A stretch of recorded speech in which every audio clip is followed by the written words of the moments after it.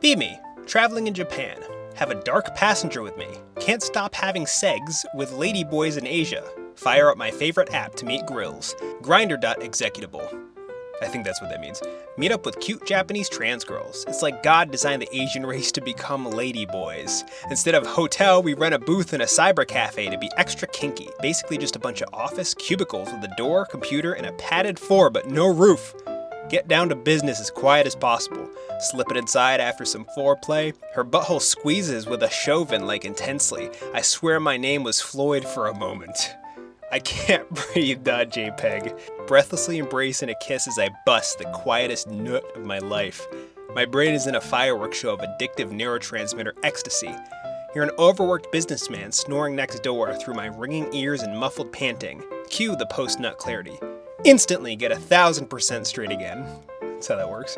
But I'm a gentleman and respect the game too much, so I make sure to be a good sport and see her to the end finish line too. Stumble back to my hostel at 7:30 a.m., feeling the shame that normally accompanies this type of degen behavior. Swear this would be the last time. Not the first time those words have been uttered. Pray to whatever God might be listening, hoping this truly will be the last time. That I can finally choose to settle with one woman for the rest of my uncertain days. My dark passenger is appeased at the bountiful harvest I presented him with and retreats back into the inner darkness, leaving only me behind, laid bare to the world. Walk to go eat a bowl of ramen with the crisp winter air on my face and the warm kiss of the sun of a new day on my back. I feel like a pseudo-Ronin sex samurai maniac living life on the blade's edge. Absolutely destroy a bowl of ramen while contemplating life, love, and what happiness looks like for each person. Make this green text as a form of therapy. The world is a special place, Anons. Don't get caught in the rat race and worry what others think. Get out there and live. If you don't have some seriously stories to tell a random nurse on your deathbed, did you really live? Grab life by the petite Japanese horn and suck it while you can. You never know when it all might come crashing down, your light extinguished forever in the quiet ambivalence only the natural world can offer. I leave you with this to ponder, Anons.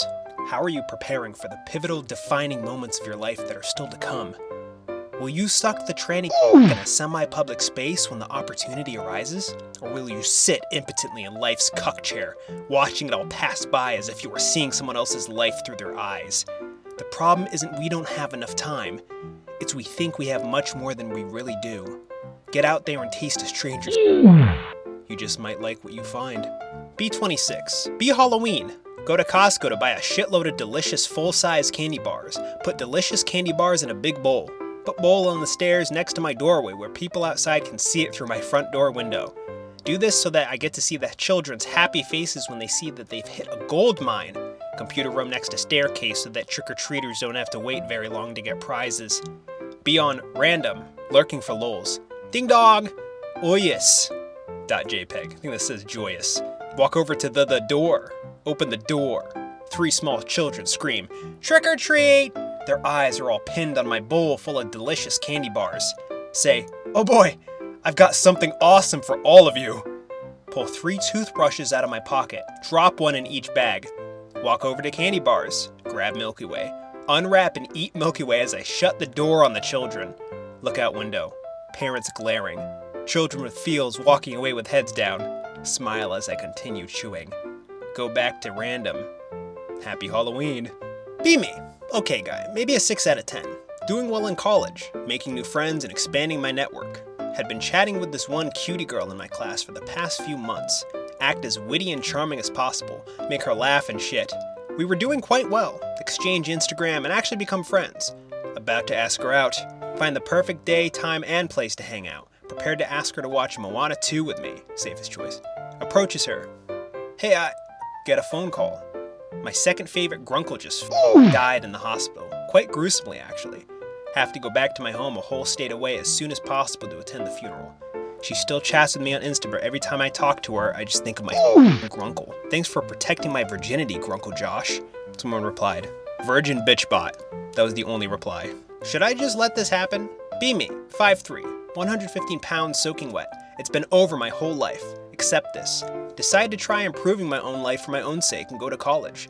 Get run over by a Prius driven by a blonde Stacy. All tarsal bones and left foot broken.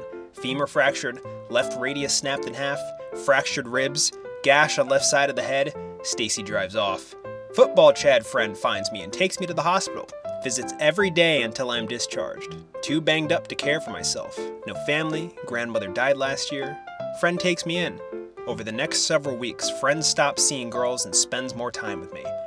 One night, we get drunk together and he ends up f***ing me. Next day, we both remember everything. We laugh, and he f***ed me again. Might be the only sex I ever have. Should I leave well enough alone? Put your homosexual fantasies on LGBT, not here. Chad woman. Be me. Go to supermarket with mom. See girl from high school working there. We're both 20. She was always very nice to me, even though I was the weird small guy throughout school, although she wasn't that smart.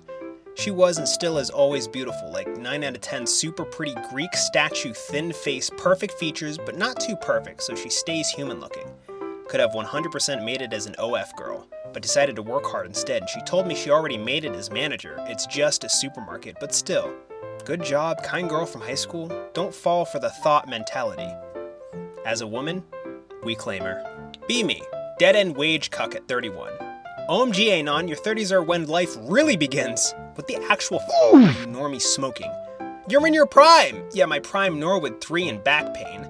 Women love established men. Cool, so post-wall roasties want to settle with me. Literally everything getting worse by the day. But you have disposable income. To buy more supplements that don't work? Normies will really look you in the face and say, life gets better at 30, Anon, trust me. You're so much more confident now. Yeah, because my soul is dead. Can't understand how they say this shit with a straight face. I'd be less annoyed if they just told me it's over and to kill myself. It's a great attitude. They're convincing themselves, not you. If normies were honest and not continually socially reinforcing each other, they would revert to their natural state of looting, robbing, and beating. It's 4chan, ladies and gentlemen. My God.